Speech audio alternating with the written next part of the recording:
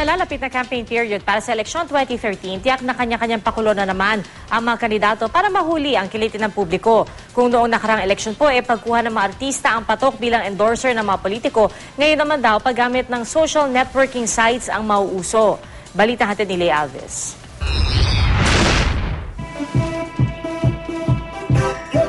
Sa Senado, mga kababayan, ating iboto para sa Senado, si Pocholo!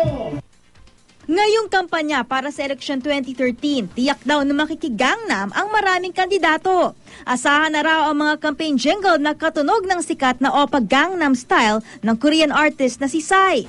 Siguradong sasamantalahin din daw ng mga kandidato ang internet, lalo na ang social networking sites. Kabilang ang mga ito sa mga nakikitang campaign trends para sa election 2013 ng mga veteranong campaign strategists na sina Malu Tequia at Relly Herman. Twitter yan, mag-Facebook yan.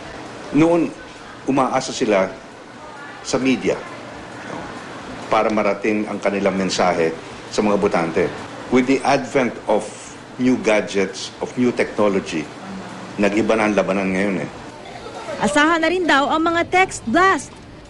You have to find a strategy where you can use the cell phone as a communication device na hindi nag-tune out yung mga botante. Pero kung noong nakarang eleksyon 2010, maraming celebrity ang kinuhang endorser ng mga kandidato, ngayon daw dadalang na ang ganitong strategy.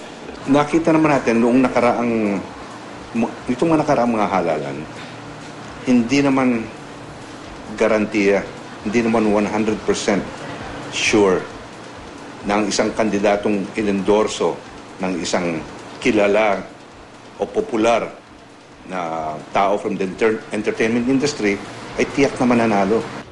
Pero malalim man ang bulsa ng kandidato para pondohan ang kaliwat kanang campaign ads, baliwala rin daw kung malabo naman ang kanilang mensahe. Now, whether that would translate into votes is the function of the campaign in making sure that you have a very good message so that yung botante talagang bibilhin yung produkto mo.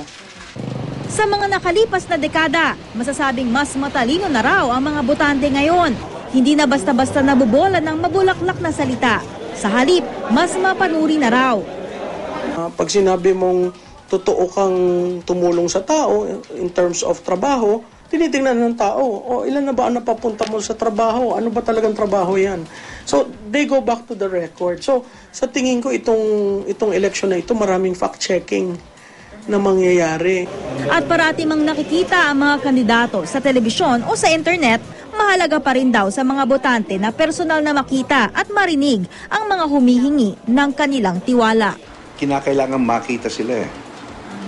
Kinakailangan makakamay sila kung may panahon, makipag-usap sa mga botante.